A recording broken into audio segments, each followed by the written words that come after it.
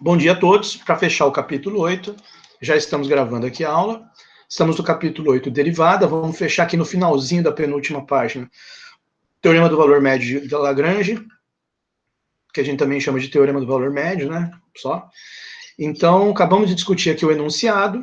Seja uma função contínua, seja uma função f de AB fechado em R contínua, se ela é derivável no aberto AB, então existe um C pertencente a esse intervalo aberto, tal que a derivada nesse ponto C é igual a f de P menos f de A sobre B menos A. Então, copiei aqui com os alunos, de novo, esse enunciado na lousa, só para frisar bem, né? E coloquei um desenho, que o livro não coloca, para, digamos assim, interpretar um pouco o que significa, né, esse teorema. Então, interpretar geometricamente, ou interpretar graficamente, digamos assim, né? Então, aí você tem a interpretação. Ele significa que se a função for contínua, que nem essa função branquinha que eu coloquei aqui, do intervalo fechado AB, e além disso ela for derivável no intervalo aberto AB, no interior do intervalo, vai com certeza haver pelo menos um ponto C, como esse aqui que eu marquei, no qual a inclinação da reta tangente é igual à inclinação dessa reta aqui, que liga uma extremidade do gráfico da função até a outra extremidade. F de B menos F de A, dividido por B menos A, a inclinação dessa reta laranja. Teorema do valor médio, existe um C pertencente ao interior, no qual a inclinação da reta tangente no C vai ser igual à inclinação da laranja, tá? É um teorema, e aí você vai ver agora, nós vamos discutir alguns corolários, e você sabe, corolário significa consequência, então você vai ver consequências desse teorema. Então tá aqui, ó, a primeira coisa que ele fala, assim, demonstração a gente já discutiu na outra aula, não vou perder tempo agora. Uma outra coisa que ele comenta aqui já no começo da última página, página 99, ele diz, olha, um enunciado equivalente a esse teorema seria equivalente ao teorema do valor médio, né? Seria legal a gente colocar aqui, enunciado equivalente. Enunciado equivalente. Equivalente. 2 pontos. Equivalente, 2 pontos. 2 pontos. Aí você pode escrever o seguinte, se uma função de A em A mais H em R for contínua, F 2 pontos do intervalo A, vírgula, até A mais um Hzinho em R contínua,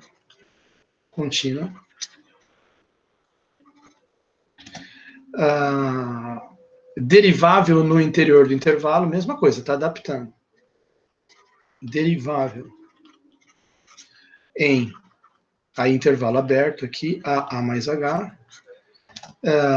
Então, com certeza, existe um número θ entre 0 e 1, número θ entre 0 e 1, tal que f de A mais H, olha que bacana que fica. Então, existe θ.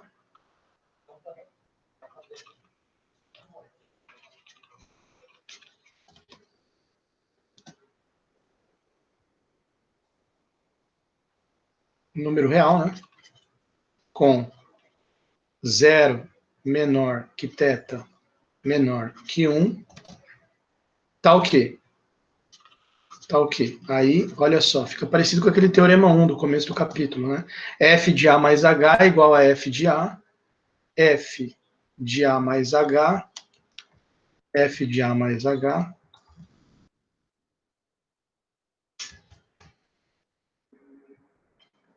igual a F de A, igual a F de A, mais F' de A mais θH vezes H, mais F'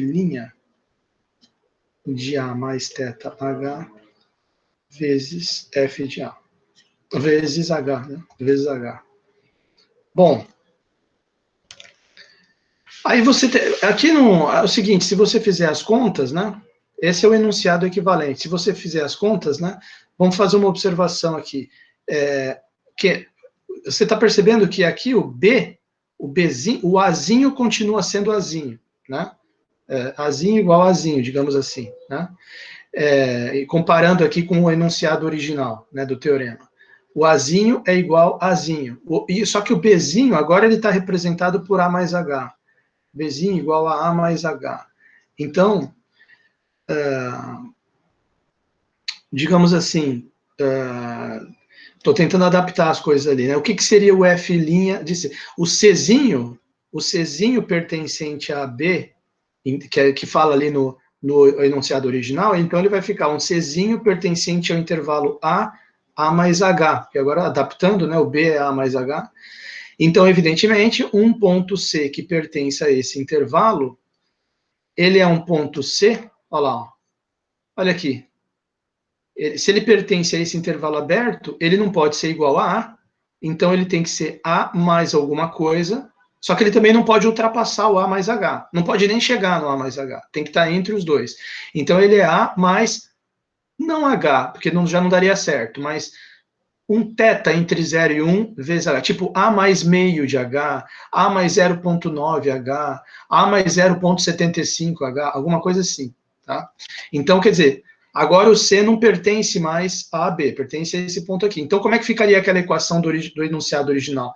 Ela ficaria assim, F', em vez de ser C, quer dizer, faltou só escrever aqui, né? F', que pertence a esse intervalo aí, é equivalente a dizer que, ou perdão, C, que pertence a esse intervalo aberto, é equivalente a dizer que C é igual a A mais θH com um θ entre 0 e 1. Correto? Está aqui. Agora, então, vamos escrever aqui o enunciado original lá do Teorema do Valor Médio com essas novas considerações. O F' de C que aparece lá, ficaria F' de A mais θH. F' de A mais θH. Igual, aí vinha um traço de fração, e aqui tinha F de B menos F de A, só que o B é A mais H. Então fica F de A mais H menos F de A continua F de A mesmo, dividido por B menos A. Só que B menos A vai ficar A mais H menos A. Corta o A, sobra o H. Então, quer dizer, adaptei. Isso aqui, na verdade, é o lá do teorema anterior, é o F de B menos F de A dividido por B menos A. Então, a gente presta atenção nisso aqui, ó, que agora a gente tem, para entender esse enunciado equivalente. Aí, o que você faz para chegar nessa equaçãozinha amarela? Passa o H para lá multiplicando, né? Passa o H para lá multiplicando, vai ficar F' de A mais θH vezes H igual a F de A mais H menos F de A, e aí, logo em seguida, você faz o quê? Você pega esse menos F de A, passa para o outro lado. Ficou com... Ele está negativo aqui, vai para lá positivo, vai ficar F' de A mais θH vezes H mais F de A, que veio aqui para o outro lado, igual a F de A mais H. Fechou, certo? Agora, isso aqui já é a linha amarela, aqui do enunciado equivalente. Já chegou. É só você escrever daqui para lá, tá? Mas não vou nem escrever, porque vocês já entenderam que ficou igual. Bom, então beleza, comentamos aqui o enunciado equivalente. Agora eu queria comentar os corolários aqui, ó. Primeiro, corolário significa consequência, consequência de quem? Do Teorema do Valor Médio. Então, olha só que bacaninha aqui, só para fechar a matéria. Corolário 1, né? Acho que são 4 ao total. 1, 2, 3, 4. Esse 4 aqui eu vou deixar para vocês estudar. A gente comenta o enunciado, mas aí depois da demonstração, não vai ficar muito chato fazer essa demonstração. Vocês podem, e ela está tranquila, vocês podem ver depois, aí comentar um pouco do exemplo 11 e aí fechou a matéria. Aí a gente vai discutir, eu tive estudando alguns exercícios aqui para comentar com vocês, tá? Mas isso na segunda parte da aula, a gente faz um outro vídeo, encerra esse vídeo e faz outro. Então vamos discutir aqui o corolário 1. Olha só. Uma função contínua no intervalo i, com a derivada dela dando zero para todo ponto interior ao intervalo, é uma função constante. Né? Deixa eu só anotar aqui resumidamente. Corolário 1, vamos colocar aqui. Corolário 1. Então, a ideia básica dele é a seguinte. A ideia básica aqui do corolário 1 é a seguinte. Se eu tenho uma função em um intervalo, né? A função está definida de I em R, contínua,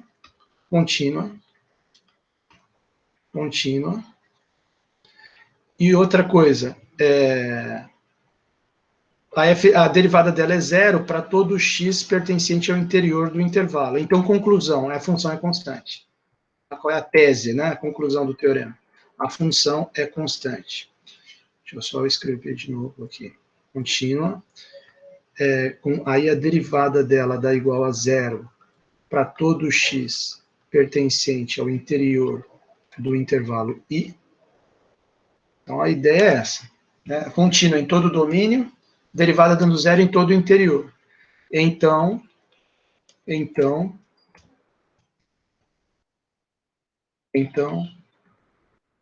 f é constante. Constante, tá lá. Bom, claro que a gente já tinha visto antes que se uma função for constante, então a derivada dela é igual a zero. Isso a gente já tinha visto lá na seção 1 do capítulo, né?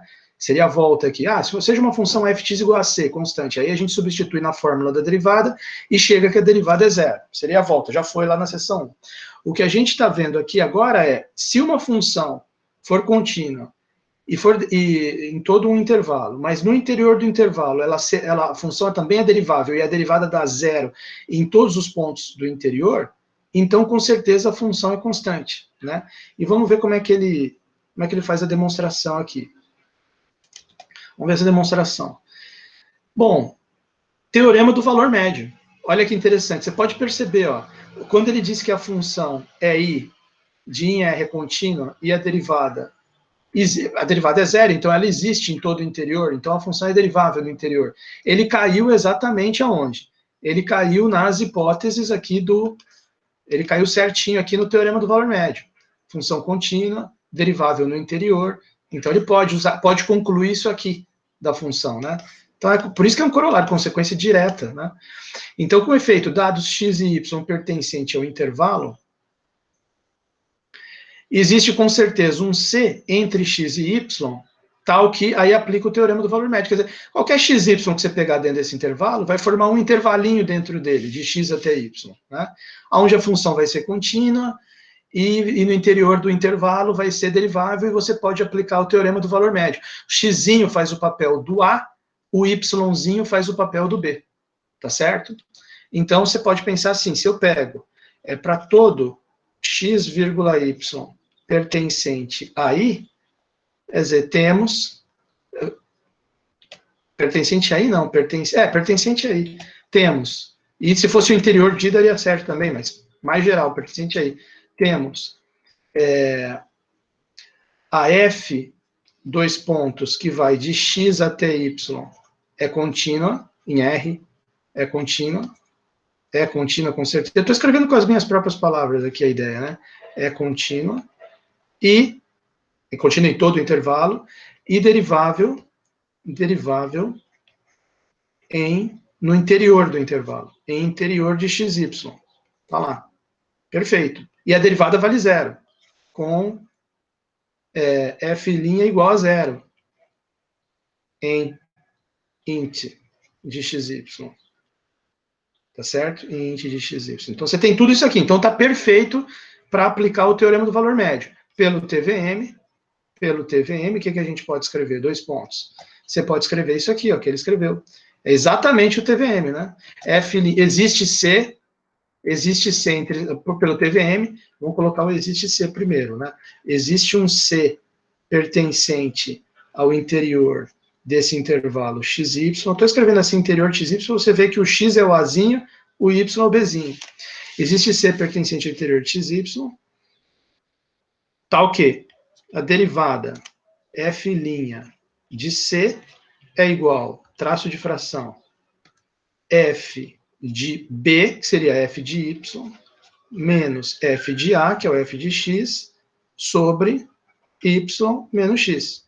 Fechou. Passou para lá multiplicando, vai aparecer essa linha aqui, ó, que ele escreveu. Isso aqui é equivalente, vamos colocar assim, isso aqui é equivalente a você dizer f de y menos f de x, vou escrever que nem ele ali. F de y menos f de x igual a, passou para lá multiplicando, f' de c vezes f' de c vezes x menos y. X menos y. Tá lá. Bom, só que tem um detalhe. A f' de x é zero para todo o x no interior desse intervalo. Então, com certeza, como esse C pertence ao interior de xy, Então, ele também pertence ao interior, xy está dentro de I, né? Então, o C, evidentemente, o fato de que o C, como C pertence ao interior do xy, ele também pertence ao interior do I. Então, f' de C é zero, por hipótese.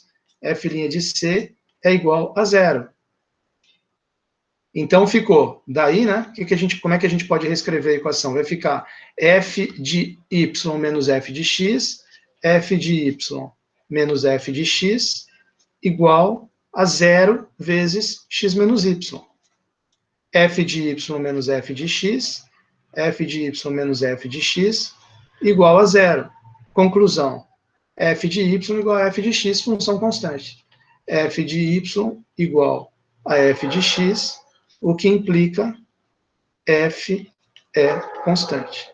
Por que só o fato de f de x ser igual a f de y já implica que a f é constante? Opa, já implica que a f é constante. Constante. Já implica que a f é constante. Porque é xy qualquer, né? Olha lá. Olha lá. É um xy qualquer do intervalo. Então, para qualquer xy que você pegar, um vai estar igual ao outro. F de um vai estar igual a f de outro. Então, não tem outra saída. A função é constante. Certo? Fechou o corolário 1. Ótimo. Tá legal? Vamos ver se o pessoal está comentando alguma coisa. Reação popular. Não, o pessoal está ok aqui. Então, olha. Acabou. Tá? Olha lá. Fx igual a f de y. Corolário 2. Vamos dar uma olhada aqui. Não vamos perder tempo. Já vamos ir direto para o 2, para depois a gente discutir exercício. Corolário 2, deixa eu ver como eu escrevi. Eu escrevi em amarelo. Então, corolário 2 é o seguinte, vamos ver aqui. Ó. Corolário 2, ele diz que... Aqui. Se duas funções são contínuas, duas funções contínuas, fg de I em R, de I em R, contínuas.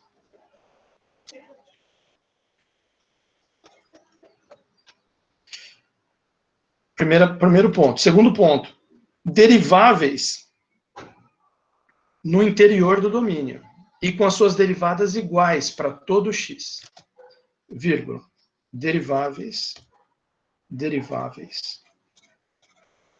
no interior do domínio, vírgula, com as derivadas iguais, f' de x igual a g' de x, para todo x pertencente ao interior desse domínio.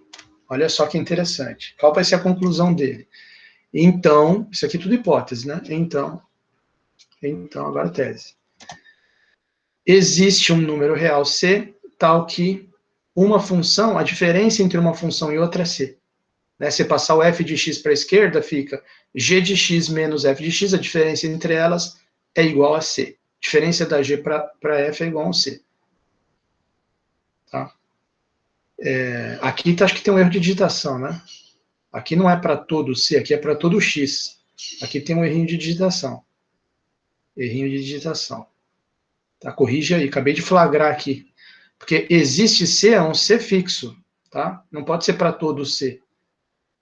Existe C. Aqui ele misturou, quem já estudou lógica comigo, o cara colocou os dois quantificadores aqui em cima do C, né? O existe e o para todo. Aí não dá, né? Ou é um, é outro.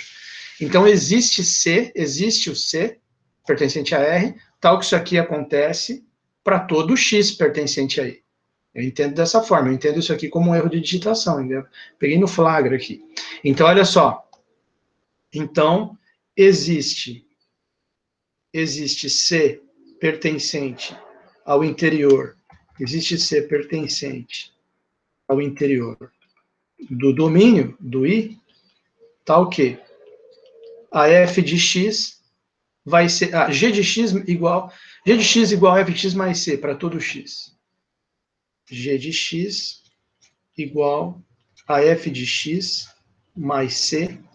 Aí eu considero que seja o certo para todo x, não para todo c pertencente a I. tá certo? Com toda humildade aqui, mas... Bom, é só para ver o comentário dele ali da demonstração, ele fala o seguinte, né? Com efeito, basta aplicar o corolário 1, que a gente acabou de ver, tá aqui em cima, a diferença, G menos F, né? Veja bem, o que seria o corolário 1? Você tem G menos... E vamos pensar em termos de corolário 1 e função G menos F, diferença das duas. Como são funções contínuas, então a diferença das duas também é contínua. Tá? Já começa por aí. Já começa por aí. Veja bem, eu até deixei aberto aqui o capítulo 7, que é justamente sobre funções contínuas. E se você prestar atenção, tem um momento aqui do capítulo 7, ó, ele começa aqui com as definições. Eu até vou aproveitar para citar isso aqui. Voltando um pouquinho, eu sei que já faz tempo, foi no semestre passado, mas ó, eu vou mostrar aqui para você, quer ver? Ó? Aqui, olha aqui, tá chegando. Olha só. Olha só, olha aqui, ó. Olha esse corolário 1 página 77, corolário 1 do teorema 2. Se duas funções são contínuas, certo? Num certo ponto do domínio, ou em todo o domínio, se for o caso, né? Porque aqui ela está dizendo aqui que elas são contínuas em todo o domínio I, todos os pontos, tá? Mas ele aqui é mais cuidadoso, fala para um ponto só. Então, nesse mesmo ponto, também são contínuas as funções f mais g, f vezes g e f dividido por g, contanto que g de s seja diferente de zero. Ah, professor, mas aqui não tem... ele não está falando g menos f, mas aí, peraí. Aí também você está me zoando um pouco, porque é claro que no caso aqui do f mais g, já está incluso também o f menos g. Por quê? O f menos g seria simplesmente a f somada com a função menos g. Você troca o sinal lá na função g, vira uma função h, que é igual a menos g, e aí f mais h. É a mesma coisa que f menos g. Entendeu? Então, esse aqui já está incluído esse caso aqui que ele está falando. Tá? Então, estou comentando isso com vocês só para comentar o seguinte, ó, se essas duas funções são contínuas, a diferença entre elas é contínua também. Então, já dá para aplicar na diferença o corolário 1, porque ele depende que a função seja contínua. Ah, mas o corolário 1 diz que ela também é derivável no interior do intervalo. Bom, aqui ele também está dizendo que elas são deriváveis no interior de I. Então, continua podendo aplicar o corolário 1. Outra coisa, não, mas no corolário 1 ele diz que a derivada dá zero, além de ser derivável, a derivada dá zero para todo x no interior. Mas veja bem, ele acabou de dizer aqui que a f' de x é igual a g' de x para todo x no interior. Então, a derivada aqui desse g menos f vai dar derivada de g menos derivada de f, uma é igual a outra, vai dar zero. Então, satisfez todas as hipóteses do corolário 1. E qual que era a conclusão dele? Que a função é constante. Certo? Que a função é constante. Então, você vai poder escrever assim, g menos f é igual a c. Mas se g menos f é igual a c, g é igual a f de x mais c. Bom, eu só falei, antes da gente ver aqui o 3, eu vou escrever essas minhas ideias ali na lousa, porque aqui ele só deu uma dica, né? Deixa eu aproveitar para comentar uma coisa. Eu estou vendo que esse corolário 3, ó, olha o que apareceu aqui. Ainda bem que eu deixei aberto aqui o CAP7. Isso aqui é função Lipschitziana. Função de Lipschitz. Que a gente tinha visto lá no finalzinho do CAP7 no semestre passado. Acabou de aparecer aqui, ó. Vai aparecer uma relação entre funções deriváveis, o fato da derivada ser limitada, módulo da derivada menor ou igual a k, e a função ser Lipschitziana. Interessante. Mas antes da gente discutir o 3, deixa eu tentar colocar no papel, ou melhor, na lousa digital, as minhas ideias a respeito do corolário 2, tá certo? Olha lá. Olha lá. De vez em quando eu tenho que dar uma olhada ali para ver se caiu a live. Tá? O pessoal fica em silêncio. Olha só. Então tá aqui. Então tá aqui. Vamos ver o que a gente poderia colocar aqui como demonstração daquelas ideias que eu falei, né? Eu vou escrever assim, então, para registrar minhas ideias. Vou colocar note que, porque eu observei várias coisas. Então, o que eu observei ali? Primeira coisa que eu observei, note que FG ser, o fato de que FG como F, G são contínuas, primeira observação, são contínuas, vírgula, então, essa que ele quer aqui, ó, G menos F, que ele deu a dica, né? G menos F é contínua também. É também contínua. É também contínua. Tá certo? Aí eu vou botar entre parênteses. Qual que eu mostrei lá para vocês para justificar? Corolário 1, teorema 2, corolário 1, página 77. Olha lá, pronto. Corolário 1, página 77, cap 7. Vou deixar aqui registrar. Corolário, só para o cara ter certeza. 1, página 77, vírgula, capítulo 7. Fechou parênteses. Ok? Então, essa é a primeira observação. Temos uma função contínua. A outra observação é a seguinte. No intervalo I, claro, né?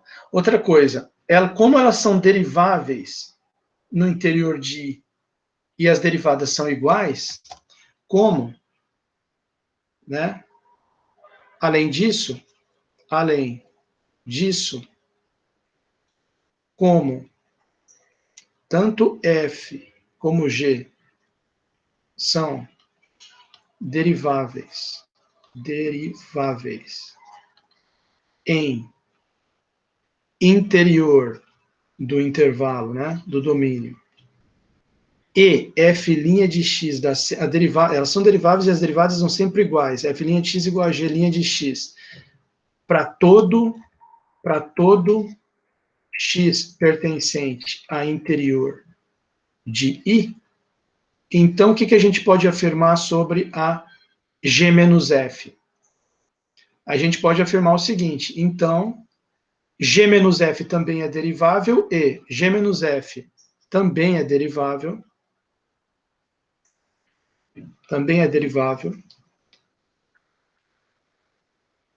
e, dois pontos, G menos F', derivada da G menos F, é igual G de x é igual G' de x menos F' de x, que é, como elas são iguais, acabei de escrever aqui, né?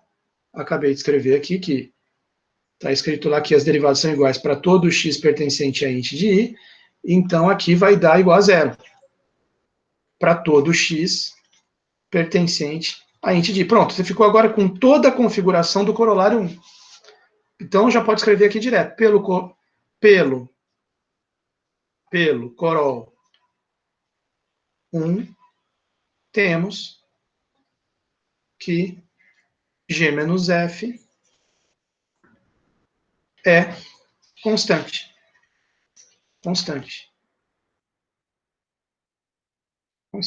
Ou seja,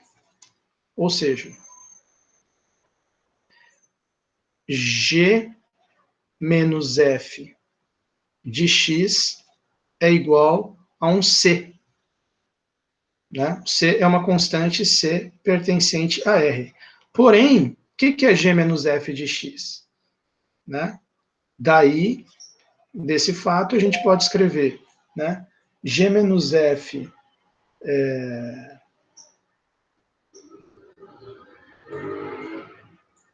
desculpa, acabou de chegar um e-mail para mim, eu me distraí um pouco aqui. G menos F de x igual a C. Só que G menos F é o quê? Daí, G menos F de x é a mesma coisa que G de x menos F de x, que é igual a C. Portanto, fecha com o que o teorema quer. Passando o menos F aqui para o outro lado, fica G de x igual a F de x mais C. Fechou. Tá? Então, eu fiz isso aqui com vocês na lousa, porque no caso desta aqui, essa demonstração aqui do corolário 2, ele deixou só uma linha ali com a dica, né? Talvez valha a pena escrever assim para o aluno ver melhor o passo a passo. Tá? Espero que tenha ajudado vocês aí. Agora, corolário 3, eu já achei intrigante aqui, porque ele já entrou com um negócio, sem citar Lipschitz aqui, ó. Sem citar. Aqui, módulo de f de y menos f de x menor ou igual que k vezes y menos x. Vamos checar lá no cap 7. Isso é Lipschitziana, acabou. Então, vamos dar uma olhada aqui. Só que eu acho que está mais para frente, é mais para o final, né? Olha lá, teorema do valor intermediário e tal, olha lá. Aqui, deixa eu ver aqui. Homeomorfismo, teorema de Weierstrass, que a gente citou outro dia. Vamos ver aqui. Uniformemente contínua. Função uniformemente contínua. Olha lá, exemplo 11, página 84. No exemplo 11 da página 84, olha o que ele diz. Uma função f de x em R, né? Uma função f de x em R. Opa, uma função f de x em R. Chama-se Lipschitziana quando existe uma constante k maior que zero, chamada constante de Lipschitz, da função f, tal que f de A menos f de B menor ou igual que k A menos B, módulo de A menos B. Módulo de f de A menos f de B menor ou igual que k módulo de A menos B. Vamos comparar. Módulo f de A menos f de B igual, menor ou igual, né? Menor ou igual, menor ou igual. Módulo de f de A menos f de B menor ou igual que k vezes módulo de A menos B. Lipschitz, certo? Lipschitz, não tem dúvida. Então, o que ele está dizendo aqui? Vamos interpretar, agora que a gente viu que isso aqui, na verdade, é uma função de Lipschitz, que chega aqui, na tese, né? Na tese do corolário, o que ele está querendo dizer, então, com esse corolário? Ele está dizendo o seguinte, se uma função for derivável no intervalo, e a derivada dela, para todo x dentro do intervalo, a derivada dela, em módulo, for menor ou igual que um k, isso aqui trocando, isso aqui é a mesma coisa que dizer o seguinte, derivada é limitada, putz, eu espero que não esteja entrando esse barulho aí para vocês. O cara resolveu cortar a grama aqui no condomínio. Vocês estão ouvindo barulho? Então eu vou fechar a janela, tentar diminuir aqui. Talvez o pessoal esteja ouvindo, eu acho que o pessoal talvez não esteja nem assistindo, mas tem um cortador de grama aqui, eu vou fechar a janela, peraí. Por sorte não está muito calor, então é melhor fechar essa janela para... Tem um pouco aí, ó, o Marcelo tá prestando atenção. Não, tudo bem.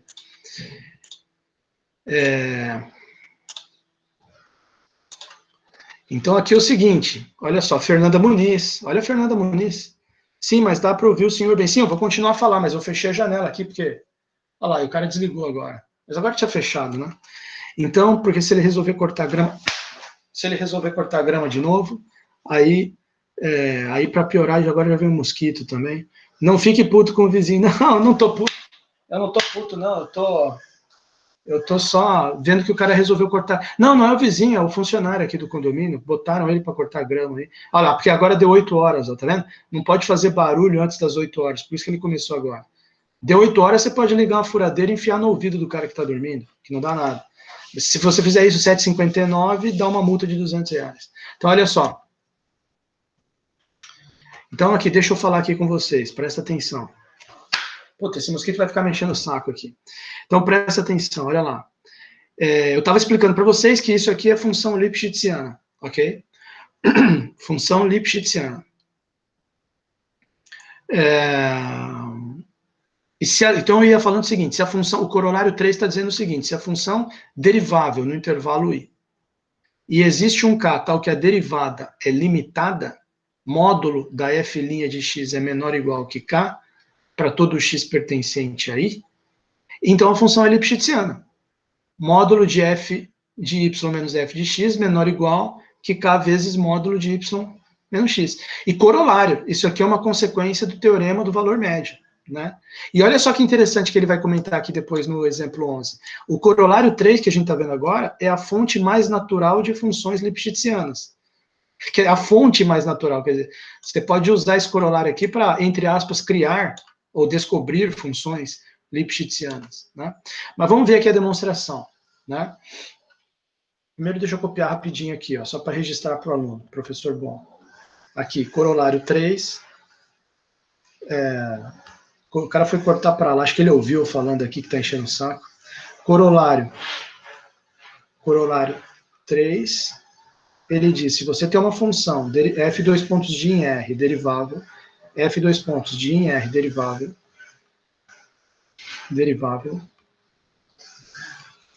ponto final, no intervalo I, né? Então, e além disso, a derivada é limitada, e o módulo de f' de x menor ou igual que k, quer dizer, limitada, para todo x pertencente a I, para todo x pertencente a Izão. Então, xy pertencente a I implica isso, tá? Então, se você pegar x e y dentro do domínio, isso implica que o módulo de f de y menos f de x, f de y menos f de x, menos f de x, olha lá, olha a furadeira, menor igual que k vezes módulo de y menos x, tá lá. Ponto final. Agora, aquilo que eu chamei a atenção para vocês, esse negócio aqui, ó, vamos voltar lá. Olha aqui. Sejam quais forem xy no domínio. Quer dizer, quando que ela é chamada Lipschitziana? Quando acontece esse módulo que a gente acabou de escrever, sejam quais forem x e y pertencentes ao domínio. Tá certo? Então, quer dizer, não tem dúvida, ele está aqui comprovando que a função é Lipschitziana. Vamos ver a demonstração. Ele vai aplicar o teorema do valor médio em algum momento, né? Com efeito, porque você tem aqui as condições do teorema do valor médio. Se ela é derivável no intervalo I, então ela é contínua, né? Olha lá, f é contínua no intervalo fechado, cujos extremos... Tudo bem, vamos escrever aqui, em vez de ficar falando. Demonstração. Como f é derivável em todo I, f é derivável em todo I, então, se você pegar dois pontos x e y dentro desse I, então, se xy pertence a I, isso implica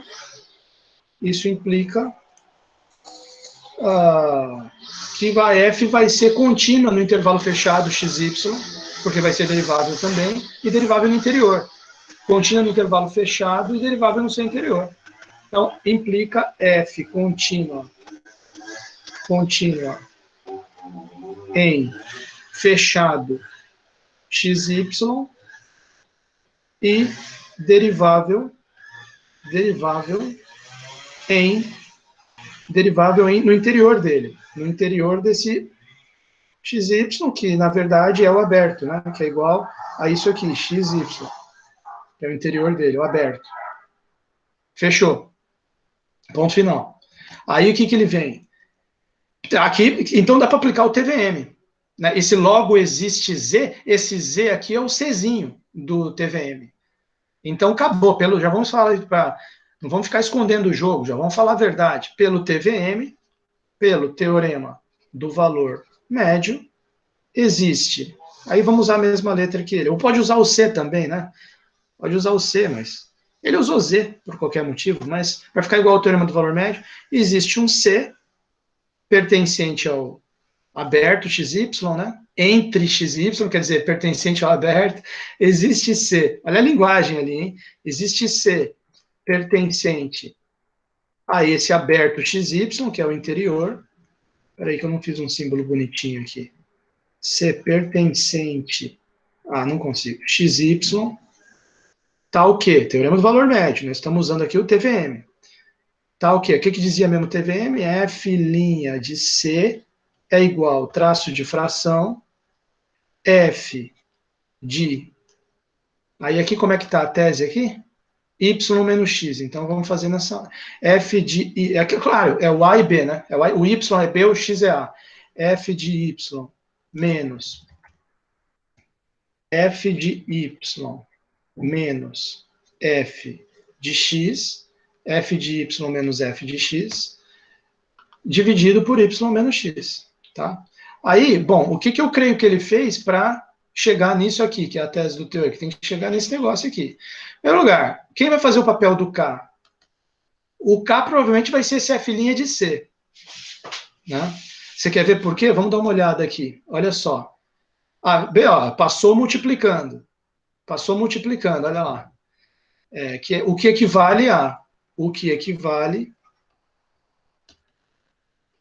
a você escrever, se você passar multiplicando, né? Fica f de y menos f de x igual a f' de c vezes x menos y. Perdão, y menos x. Y menos x. Tá lá. Essa teorema do valor médio aqui vai equivaler a isso. Correto? Agora, se você passar um módulo, porque um lado, eu posso passar módulo dos dois lados, né? Posso passar módulo dos dois lados.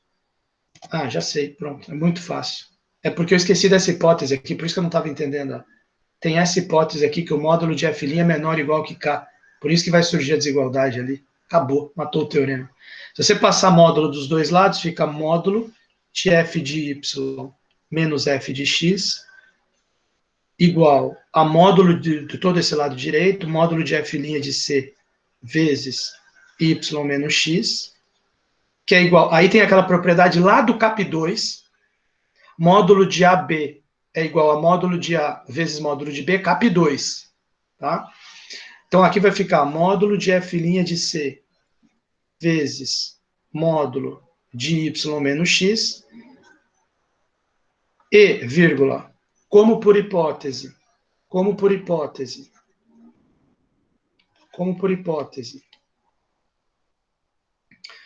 o módulo de f' de c é menor ou igual que k, então, o que a gente pode escrever, né? Isso aqui é menor ou igual, né? Então, esse aqui é menor ou igual que k. Então, módulo de f' de c vezes o módulo de y menos x é menor ou igual que k, troca esse por esse, coloca o menor ou igual, k, y menos x. Bom, se esse aqui é menor ou igual que k, y menos x, então junta as duas pontas. Conclusão, dois pontos. Conclusão, dois pontos. Essa é a ponta da esquerda aqui, módulo de f de y, módulo de f de y menos f de x é menor ou igual que k vezes y menos x. Para todo xy pertencente a i. Né? Ou seja, entre parênteses, f é Lipschitziana, acho que eu acertei. Lipschitziana. Certo? Tá lá, fechou a demonstração do corolário 3, ficou salvo para vocês.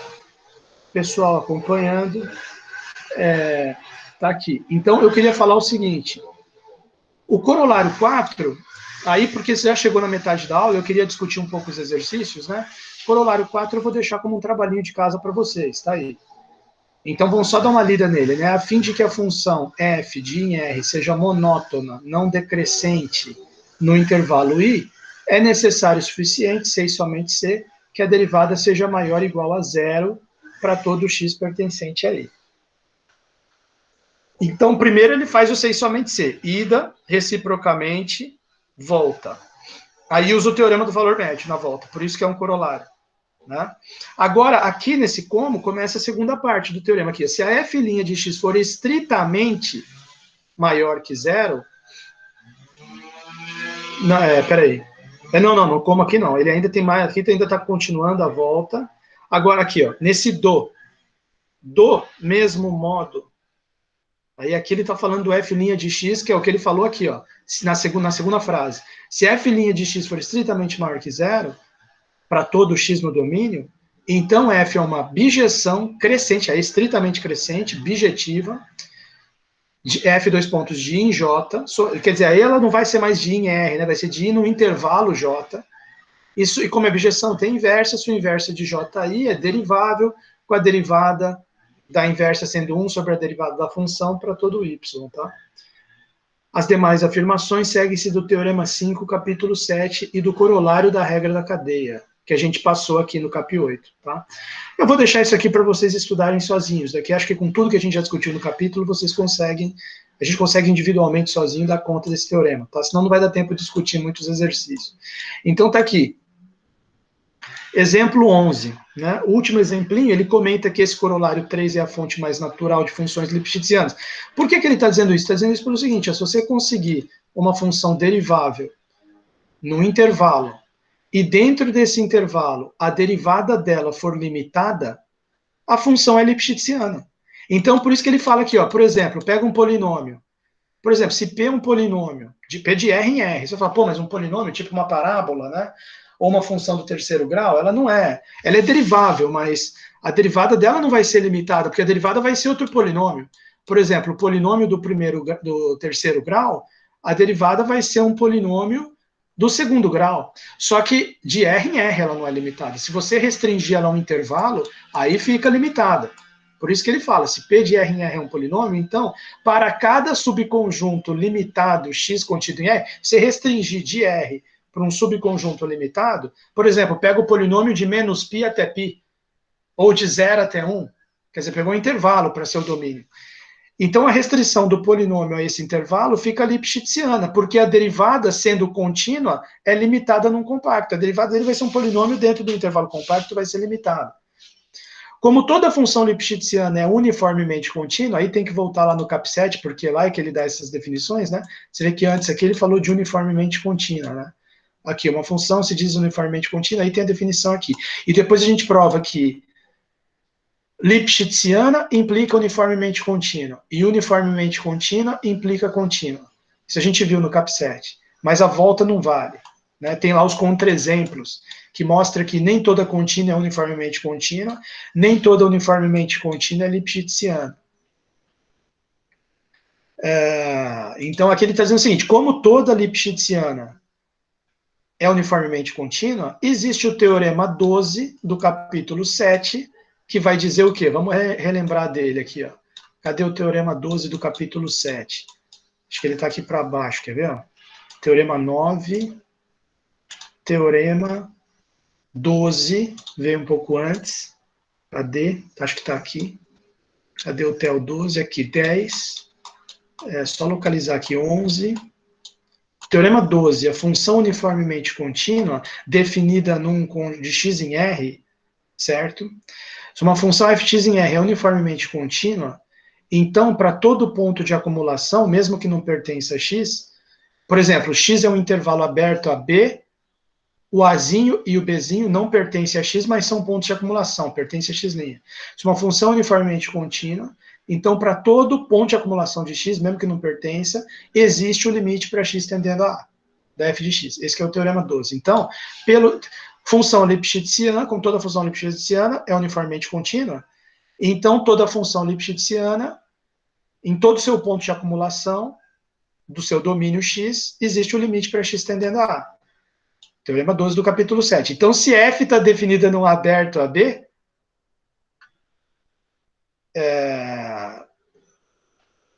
então vão existir os limites laterais. Quer dizer, se você pegar uma função definida no intervalo I em R, e ela tiver derivada limitada, pelo corolário 3, ela é lipschitziana.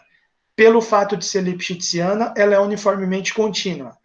Pelo teorema 12 do capítulo 7, uniformemente contínua, no intervalo, vai existir limite para todo ponto de acumulação. E, em particular, vai existir o limite para tendendo a A, porque A é ponto de acumulação, só que o limite vai ter que ser pela direita, obviamente, e limite para x tendendo a B, porque B é ponto de acumulação, limite para x tendendo a B pela esquerda. Quer dizer, sempre tem os limites, né? Nunca vai explodir para infinito nos extremos do intervalo, a função que tem a derivada limitada. Porque é lipschitziana, porque é uniformemente contínua por causa do teorema 12, né? E mais, olha essa última frase que interessante isso aqui. Porque aí tem a contrapositiva, né? Uma hipótese implica numa tese, então a não tese implica na não hipótese. Se você não tiver o limite no ponto de acumulação, então significa que não pode ser derivada limitada, né? E derivada limitada implicou nisso. Então, não isso, derivada não é limitada, contrapositiva. Então, a função f de r mais em r, última frase, a função dos positivos nos reais, dada por f de x igual a seno de 1 sobre x, vocês lembram dessa função? Não tem nem x ao quadrado multiplicando aqui. Então, ela não está definida no zero, mas ela pode ter limite tendendo a zero, né? Mas a gente já viu lá no capítulo, acho que foi no próprio capítulo 7, a gente viu que não tem o limite dela tendendo a zero. Ela não converge para nenhum valor em zero. Não existe o limite. E zero é ponto de acumulação do domínio. Porque esse R mais aqui é... O que é esse R mais? Essa última frase vale a pena escrever aqui, ó. Uma última óbvio aqui, ó. O que é o R mais? Observação. O que é o R mais? Esse R mais stands for zero plus infinity. Tá? O R mais significa isso. Isso implica que o zero é ponto de acumulação do R+. Do R+. Ok? Então, o que acontece? Se ele é ponto de acumulação, então, vamos lá. Existe o limite Não, aí você percebe o seguinte, limite para x tendendo a zero pela direita da função seno de 1 sobre x, definida nesse R+, não existe. A gente já viu isso no capítulo 7, não vou voltar nisso para não perder muito tempo, dá uma olhada lá. Acho que está até gravado na videoaula. Não existe, certo? Então, pela contrapositiva, ela não pode ter derivada limitada. Ela não pode ter derivada limitada. Então, né, pela contrapositiva do corolário 3, derivada de seno ddx, né? ddx de seno de 1 sobre x não é limitada. Não é limitada, quer dizer, não é limitada aonde? Em qualquer intervalo da forma 0 até um certo ponto A, para todo A maior que 0. Né? Porque em qualquer intervalo desse aqui, até no 0 até mais infinito, você vai ter essa configuração, a função definida no intervalo, o limite não existindo, então ela não pode ter derivada limitada nesse intervalo. Tá? Interessante isso aqui. Quer ver? Ó, isso significa o seguinte, vamos fazer o gráfico dela aqui rapidinho. Seno de 1 sobre x. Seno de 1 dividido por x. Olha, lembra desse gráfico dela aqui? Significa, vocês lembram também que derivada significa inclinação da reta tangente. Então, o que esse último comentário aí do capítulo está dizendo é o seguinte, ó, acabamos de provar, pela contrapositiva do corolário 3, que as inclinações de retas tangentes a essa curva aqui, do gráfico, imagina uma reta tangente aqui, ela tem uma certa inclinação. Outra reta tangente aqui, outra inclinação. Mas alguém, bem alta, né? Mas alguém poderia se perguntar, será que conforme eu for caminhando aqui para o centro, as inclinações das retas tangentes vão tender a 90 graus? 90 graus é inclinação infinita. Tangente de 90 explodiu para o infinito, né? Então, o que acontece? Sim, porque ela não é limitada em nenhum intervalo da forma 0 delta, pois não existe o limite para x tendendo a 0 pela direita da f de x, que eu acabei de comentar ali na lousa. Como não existe o limite, pela contrapositiva do corolário 3, a derivada dela não é limitada para todo intervalo da forma 0a. Eu falei 0a em vez de falar 0 dela. Tá? Fechou. Bom, derivada não pode ter derivada limitada. A derivada não é limitada. Tá? Bom, ótimo. Eu queria agora discutir um pouco, vou encerrar esse vídeo para separar num outro vídeo, né? E vou discutir um pouco a questão dos exercícios, algumas coisas que eu tive pensando sobre os exercícios.